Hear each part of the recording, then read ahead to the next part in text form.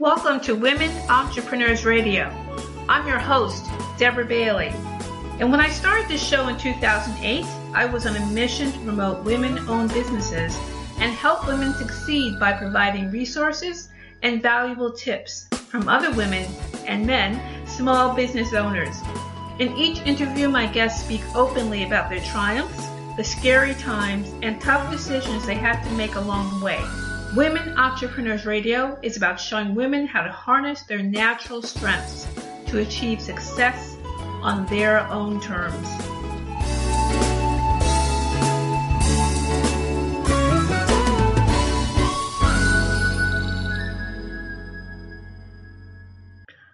Hi everyone, welcome to Women Entrepreneurs Radio, and I'm your host, Deborah Bailey. I'm really glad that you could join me today. And if you're listening to this show on Podomatic or on iTunes, you can come to womenentrepreneursecrets.com and click on the radio tab in the menu, and you can see all the links to the different platforms where you can find the show. And of course, you can subscribe on iTunes, or if you don't use Apple products, you can certainly get this on Android. There's different ways for you to do that. And also the older shows, it used to be on Blog Talk Radio, are slowly being moved to Libsyn. So there's a link there as well for the older shows that you can listen in and see what other entrepreneurs have shared over the years. So I hope that you will check that out as well. So what we're going to do is get started with my guest today. And we're going to be talking about social skills in the digital age. And this is very timely, and I'm sure you're going to get a lot out of it. So just, be prepared to listen in and learn a lot. So my guest, Rosanne J. Thomas, is founder and president of Protocol Advisors, Inc., specialist in providing business etiquette training to professionals at respected organizations from Tiffany and Company to Boeing. She also helps prepare students at top colleges and universities to achieve the highest degree of workplace success. And she's the author of, The Survival Guide to Modern Business Etiquette. So welcome to the show, Rosanne. We're glad to have you here. Thank you. I'm delighted to be here. Thank you so much for having me. This is really a great topic that you're covering. We probably need more people to share their expertise about this. But I think we should dive right in, because I think we'll have a lot to discuss. But what were your impressions or your feelings about saying, I really have to talk about this. I really have to bring these points out to help people to navigate this new way of communicating that we have now. In terms of social media. So clearly the problem, or not problem, but the fact of the matter is social media and online communication lives forever. And I'm not sure everyone has gotten that memo because we still see people who, right. Smart people, successful people who get themselves into trouble, and it's practically impossible to get yourself out of it. I mean, you can mitigate it to an extent, but we have to give tremendous thought to what we're doing online, what we're saying online. We don't have an opportunity. We don't have a do-over. You're right. Mm-hmm. Yeah. And one of the other reasons is because so much of our communication is online now. We still, some people still use the telephone, but you're, finding that more and more people are just comfortable with their electronic devices. They're in control of their time. All of these things that really lend themselves to having electronic devices be your mode of choice. But with that, again, comes the permanency of whatever you put out there. Mm-hmm. That's very true. I think people don't realize the ramifications because, I know some people will think, well, if they're on, like, say, Facebook or something, that only people they know or friends or whatever, or seeing what they're doing. But then in many occasions, people will take screen prints of what someone has said or posted and share that elsewhere. And, it can be pretty bad. It takes a second. I've seen a lot of things come online, with tweets, and sure enough, they take the screenshot. And so we might as well just accept the fact that it's permanent. And if we just decide upon that, or know that for sure, then I think it will really help us decide what we're going to say next. Yes, because it does make a huge impression. Well, it's interesting. People tend to think, well, no one's going to really look. They are. The very worst thing that anyone has ever said or done will be the very first thing that others find when they Google their name. The first thing. And so it's hard to bury these things. There are companies out there, reputation management companies that, for a very hefty fee promise to, sort of bury bad things about you, but none of them promise to get rid of them because it can't be done. It can't be done unless the person who posted it about you is willing to take it down. Right.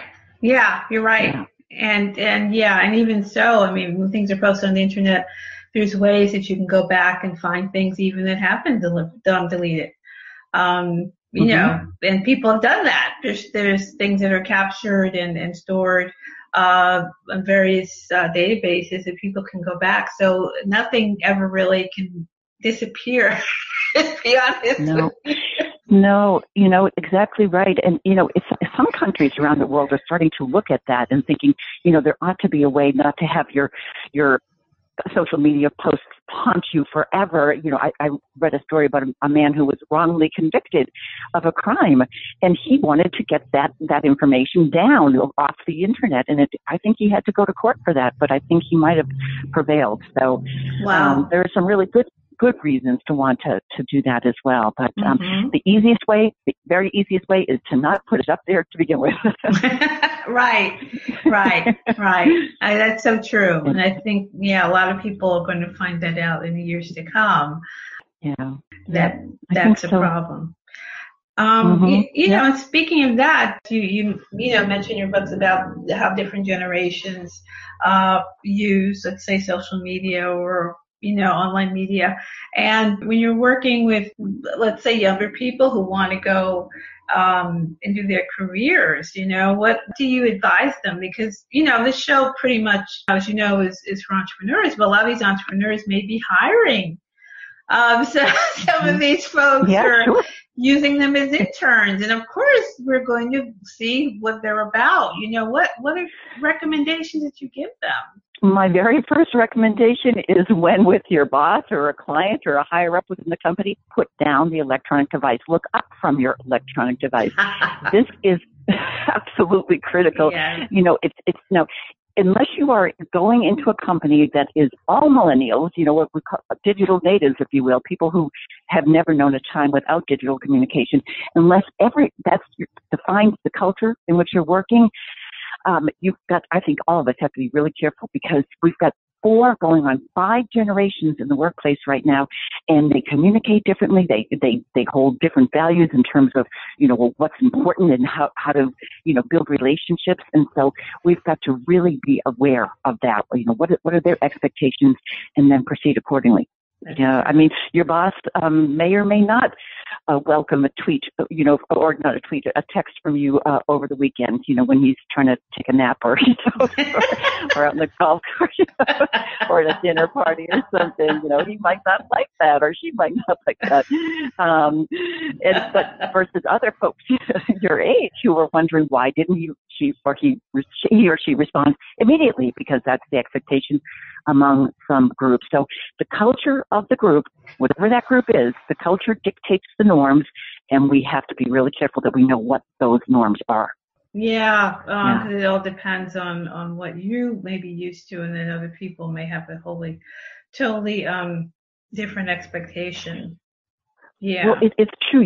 The older folks are still, they are out there. The traditionalists born before 1946, they're there still, and their mode of choice is face-to-face communication and telephone.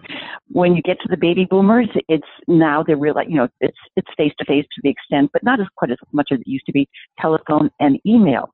Then you keep going down to the Gen Xers, and it's almost exclusively email. But then you get to millennials, and of course it's text messaging, and we've got the Gen Zs coming, and they all want FaceTime.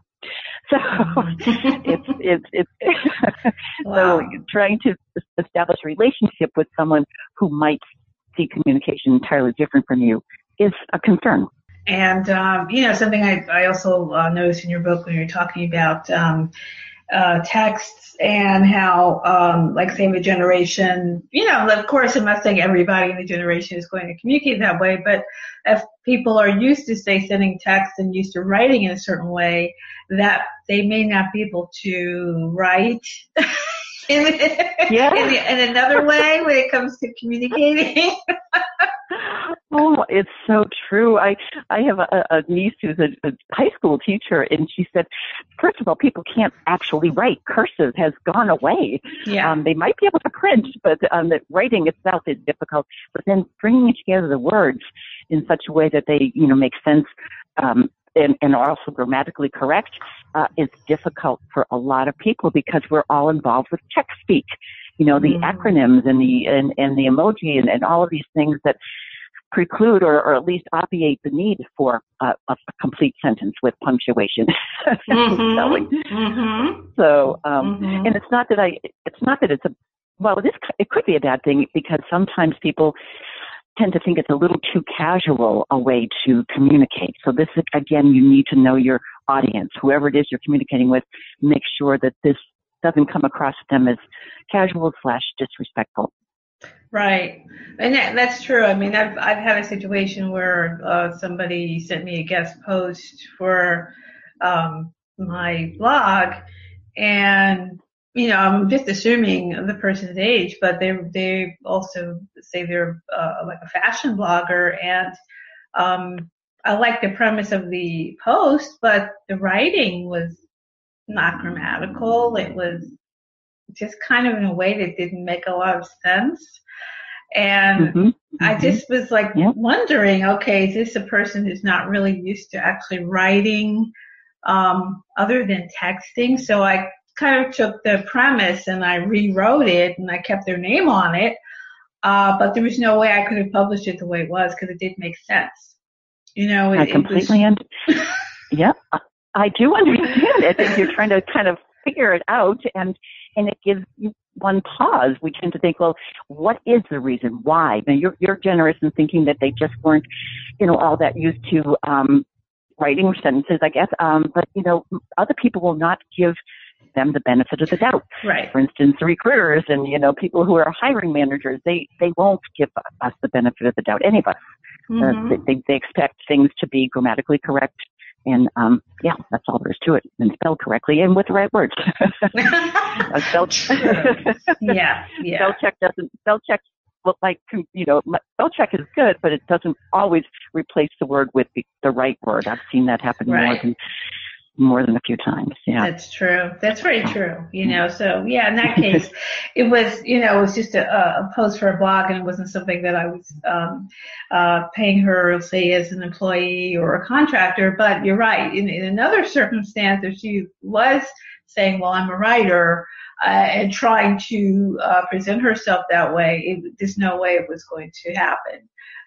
Cause you couldn't afford to have someone who essentially can't communicate.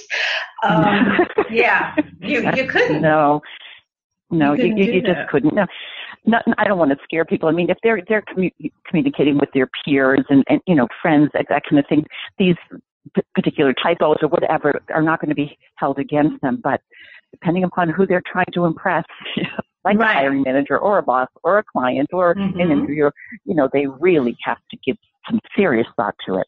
And I wanted to just mention a quick thing about email. I know that millennials and a lot of people, well, actually most millennials and younger are not that crazy about email, but it is still the go-to form of communication and it's not going away. So we need it for virtually everything we do online. We've got to have an email address. And so my thinking is it's a good way to communicate, but we've got to be really careful of that as well as every other form of communication. Right. And I, having been in the workplace for a long time, I, of course, had used email for years, and I like it using it particularly for business because it's a way for me to track things.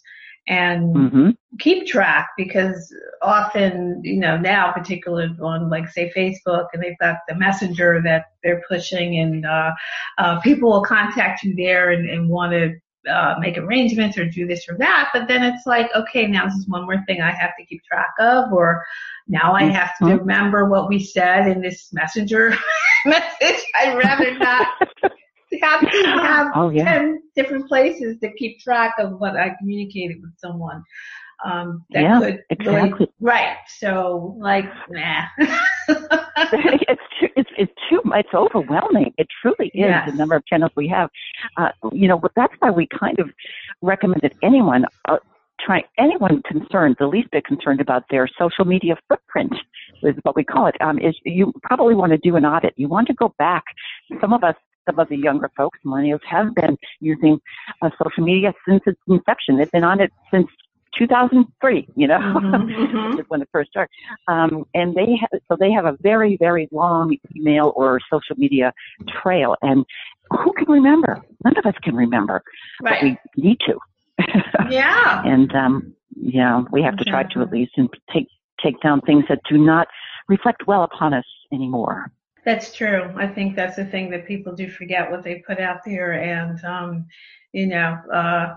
that could end up being very bad. Exactly. Yeah. I was recently on an interview as a contractor, because I have to do some contracting, technical writing, and the manager was like, I know about your blogs, because I have a entrepreneurship blog, and I have a blog from my fiction. So I have a few of them, and I Googled you, and I'm thinking, okay. I know. So, what? It's weird, like, what did they find? Exactly. Yes. I was talking to a client yesterday, a prospective client, and fortunately it looks like it'll be a new client, but she said, well, I checked you out on YouTube. I'm thinking, clearly it was okay. Apparently it was okay. So I don't have a big YouTube presence, but apparently there's something there, and I'm just thinking, like, phew, so. Right, it was since you found you, so something was up there. That's true. Oh gosh. It's certainly a different ball game. So particularly if you're blogging or doing something where you feel, okay, I'm going to say this or that, you may not be considering that maybe a prospective client, someone a prospective employer, colleague can also find out, look and see what you're about, and maybe if you're presenting yourself in one way, but there's other things out there. Oh, absolutely. I was talking to someone, when you're looking for a job, resumes still matter to an extent, but what folks are really doing is looking at what you're doing online on the various platforms. And they're looking for, are you a thought leader? Are you posting interesting things? Are you, because they tend to now think that is the way that they can assess your level of professionalism and good judgment and everything. It's the resume doesn't do the trick anymore. It's important. You have to have it, but people need to know for sure they will be vetted on social media for sure. That's very, very excellent point to make. And you also mentioned, for instance, like having a Skype interview. And one thing I have realized is, like, for instance, if you're on Skype and maybe you're doing, I guess, webinar or something, or you're being interviewed. And, I just did something a couple months ago, and I realized, okay, well, what does it look like behind me? Because you're making assumptions about a person's environment also. Absolutely, you are absolutely right. What do they see behind you on your wall or on your? Do they see a bobblehead back there? Do they see, or an overflowing trash bin, or a bookcase that just looks like, and people. fairly or unfairly, right or wrong, make assumptions. Yes. Based upon that. They truly do. And it's something over which we have complete control, what people see in the background during a Skype meeting. So why not take that? Unless we want them to see the bobbleheads, you know? That's true. Maybe we do. You might want that. Yeah. And, you know, and speaking of which, anything, you know, like Skype or conference call, you have to be really careful about any background noise. Right now I'm hoping that, you know, the doorman doesn't ring the bell. And so far he hasn't, but I unplugged a different phone, and I made, if you happen to work among other people or at home, you know, you want to make sure that children are out of the room, dogs are out of the room, you know, anything that could possibly distract you or the person on the other end. You want to definitely take care of that before you start the call. That's true. That's an excellent point as well. I think that often, again, the things that people may not consider. And I don't know if you had ever seen that video that kind of went viral maybe a month or two ago about the gentleman who was on the interview and his little girl comes in the background. Yeah, I heard about it. Yes, I did. I didn't see it though. I don't know. It's so cute. It's cute. It's funny. It's something you can identify with. I mean, the little girl walks in, then the baby comes in, then the mom like dives into the room trying to get the kids back out, and it's everything that we're talking about this. He's like an international person. He's on like an international broadcast, and it was just funny because it was really brought everything down to earth. I think, you know, when you see these talking heads, yeah. And then you find out behind the scenes what's really going on. Oh, absolutely. You know, and we sympathize. Something like that, it maybe in that particular case worked in that person's favor, but we don't want to take that risk. We don't want to take that chance. Right. It did because it was cute, and you know they were talking about it, and everybody was kind of laughing at it. Not in a mean way, but because it was just funny and cute, and I'm sure people could identify in some way or another. If you've ever been in a meeting or at home and you're on a call or something, and then all these things start to happen. So from that perspective, yeah. Absolutely. And, you know, if they do, because things can go wrong at any time, people are evaluating also how you react to that situation. So I feel that the gentleman in question here, he probably reacted pretty well. He must have. He did. He was very cool. He just kind of reached out his arm and kind of got it without even turning around. But, later they said the little girl thought that he was talking to the grandparents because usually they Skype. I think they're in another country and the grandparents are here. So she was figuring, okay, this is what it is. So let me come in and say hi. It was just the way she walked in was so funny. It was so cute and funny. Yeah. And, And I think going forward, there are going to be allowances made because there have to be. Because none of us, certainly not I, can say that I've never made a mistake online. I certainly have, and probably will again. You know. Yeah. I hope people do kind of give others the benefit of the doubt, but we can't rely upon others to give us the benefit of the doubt. That's the thing. True. That's very true. You know, we have to kind of think about how we're presenting ourselves in certain situations that may not, people may not have that impression or be willing to understand this thing that happened.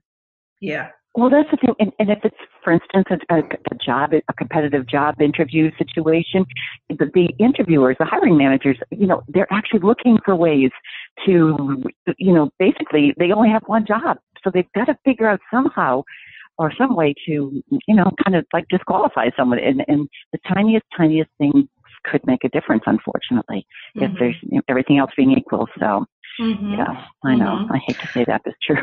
Yeah, well, that's a good point. It's an excellent point to make that all of those things can come across in a way that maybe one person may think, oh, that makes you more human, and another person may be completely turned off. So, you never know. Right. Well, at the outset of any relationship, we always want to err on the more formal side. And I'm not saying being very, very formal, but just realizing that these people, we don't know them. They're not our friends. We don't know how they're going to react. And so I guess just to be really careful and that make no assumptions, I think. Yeah.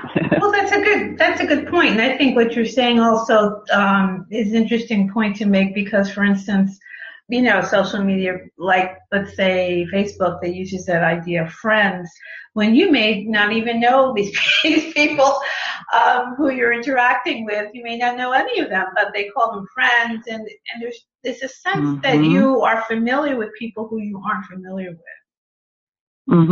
Exactly right. And we're putting, our privacy we are literally gift wrapping it and handing people information about our lives, our whereabouts. When we post pictures from vacation spots, do you know that 80% of burglars actually, go on social media to find out where people are and when would be a good time to break in? Oh my God! Do that. I believe it. I certainly do. I do believe that. So we want to be careful of our own privacy and safety, for that matter, as well as everyone else's. Yes, I totally agree. I totally agree. Yeah, because there are people who will just kind of broadcast where they are like all day long. Either maybe they're not aware that their phone is still connected, like say to the social media, and then they've got like a GPS and it's saying, oh, so-and-so is here, so-and-so is there. I'm like, you sure you want to invite to know this? Right. Exactly. Yeah. I mean, it may be a little bit to the older folks, like the boomers and the traditionalists.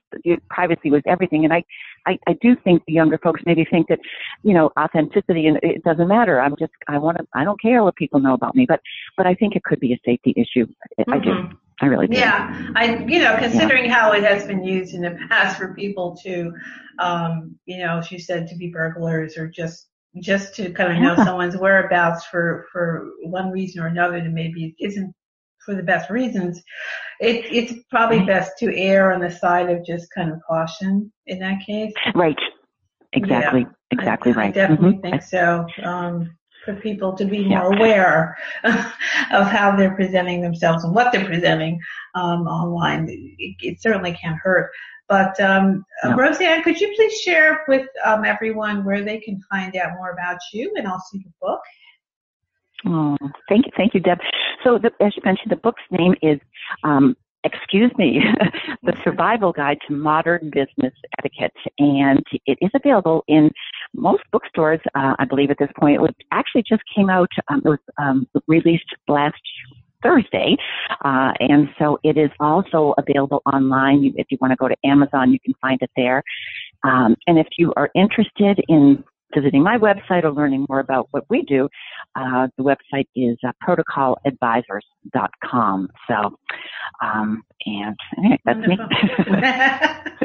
Terrific. Yeah, because the book is a lot of information. I'm sure that there's a lot to learn there about communication and definitely, I think, business people, professionals, you're going to get something out of it. So it's definitely very extensive. Yeah, and everything in there, it comes from stories that have been shared with me from people of all generations. So this is not about one generation misbehaving or anything like that at all. It takes a look at what respect looks like to everyone, and it looks different to everyone based upon their experiences and their aged. And so everyone has got to, I think, get on board. The older folks have got to try to understand, respect the younger folks, and vice versa, if we want to succeed as an organization. So it's not that hard, but it does require a little bit of thought. Yes. Yes, I definitely think so. I think that's that says it all right there, and A lot of people need to understand that. We have our own preconceived notions, and we don't even think, we see the world through our own prism, as does everyone else through theirs. Yes. Mm-hmm. And it's different, and no one's wrong. It's just different. And if we're trying to establish relationship and try to portray ourselves as professional, then we take a little bit of time to learn about that person with whom we're trying to establish that relationship. Exactly. I agree. Yeah, I think so too. And especially if you're working with people, for instance, if someone has a small company and maybe it's just them and a few other people, it's particularly you really want to be able to interact in a certain way that everybody can, get along and do what you have to do and not have a lot of all these miscommunications and things, because that can really cause a lot of problems. So, it's really imperative that people understand how to communicate and what are the best things to do. But, I found it interesting one of your notes was about in business that people, your suggestions that they shouldn't put their cell phone on the table, like if they're... It's true. And I know that's heretical. I know. It's like, millennials are like, are you kidding? But it's interesting. Studies show us that just having a phone out there, even if it's turned off, which it never is, but if it was, that in and of itself is enough to reduce empathy between two people. So if you're looking for a job or you're looking for a new business with a client or you're looking to impress your boss and want that promotion, do put your phone in your pocket or leave it behind. You don't want them to think for 1 second that there's a chance that the conversation is going to be interrupted.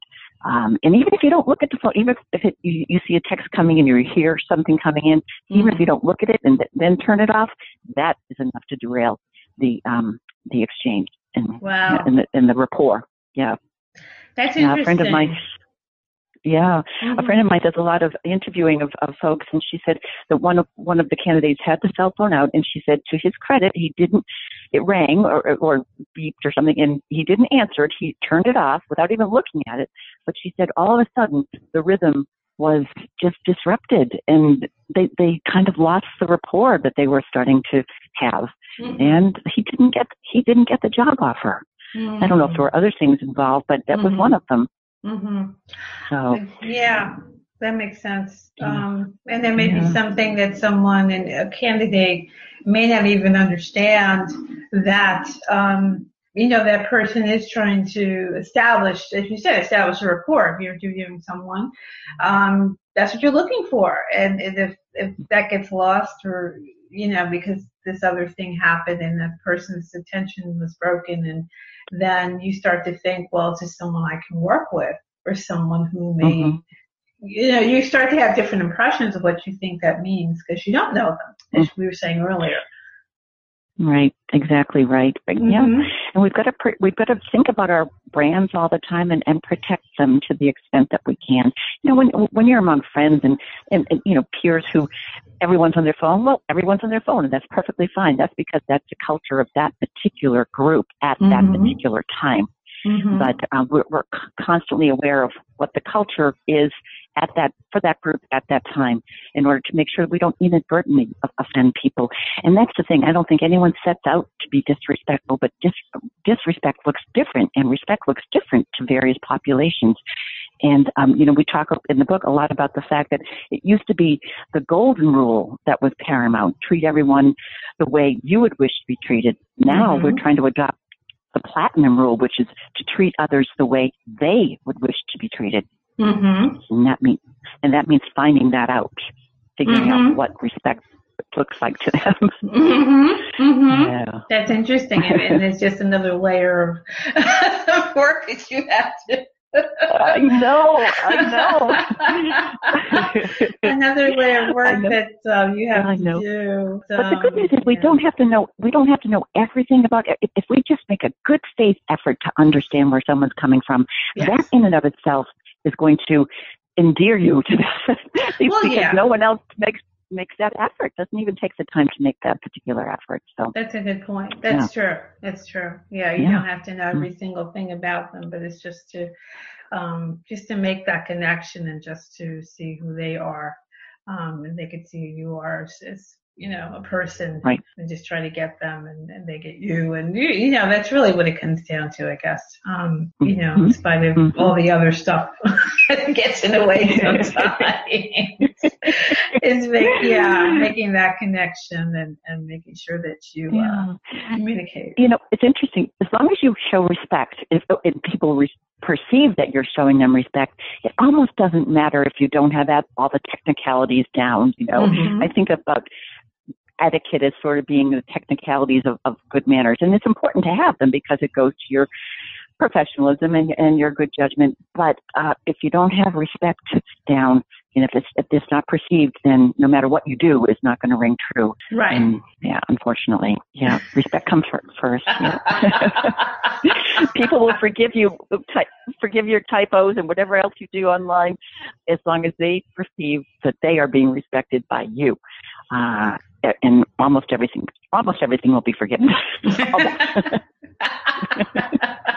Well, that's true. Yeah, that's very important, and that's the thing I think that will make a difference in communication, especially if you're not actually face to face with that person. You don't really know. Maybe you're not sure where they're coming from in that moment, but that is key, I think, for all communication, and that does make a difference for people. So.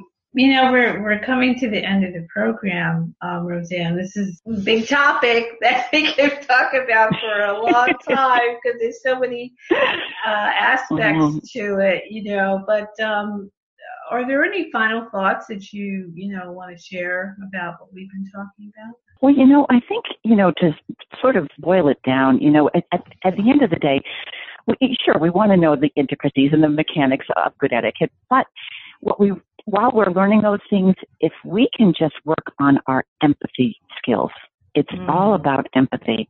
And if we can do that, if we can look ourselves in the mirror and say, yes, I'm empathizing and I know how to do that, then that just really puts you in a very good spot and buys you time to learn all of the other things that you might want to know. And of course, it's difficult. Well, it's not difficult, but there are challenges involved with the fact that we work in the global business arena. So that's another thing to think about. Well, what does respect look like around the world? Yeah. So empathy comes first, and everything else will flow from that very, very well. Well, Rosanne, this has been a wonderful conversation, and it's just going to go by so quickly. Oh, thank you. Thank you. It's been a pleasure talking with you. Just one final thing is that when we're learning these things and considering the things that we've been chatting about, at the end of the day, we're also going to feel better about ourselves. And it's not only our relationship with other people, but it's the relationship and the respect we have for ourselves. That is absolutely critical. And we'll have that if we just make sure that we're treating others with respect, because they go hand in hand. Yes, they really do. You're right. Yeah. They do. Yeah, it really all is connected. So I'm so glad that you pointed that out. I think that's really excellent, and it's true. It's really true. Yeah, it is. So, thank you, Rosanne, for sharing your knowledge and expertise with us today. It's been a wonderful conversation, and I really enjoyed it. Thanks again for joining me. My pleasure. Thank you so much for having me. I know you enjoyed the show, everyone. So please make sure you share it on social media and share it with your friends. And, just check out Rosanne's website and her book. And you will definitely learn a lot, whether you, as I said, if you're a business owner or a professional, if you're starting your career, there's going to be something in there for you to learn from. It's really going to help you a lot. So I hope you will check it out. So once again, this is Women Entrepreneurs Radio with your host, Deborah Bailey. Thank you so much for joining me, and we'll see you again next time. Bye-bye. Thanks for joining us. You can also join in the conversation on Facebook.com/Women Entrepreneurs and on the website, WomenEntrepreneurSecrets.com. And don't forget to listen in on dvcoach.podomatic.com and on iTunes.